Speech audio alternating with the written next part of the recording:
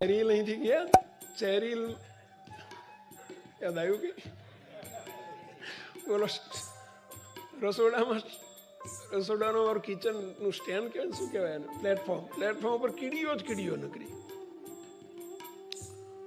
સંતો સાફ કરતા હતા. હું પહોંચ્યો કે શું સાફ કરો હતા? કે સ્વામી કીડીઓ મારી બેટી અહીં હોય નહીં, ક્યાંથી આવી ગઈ?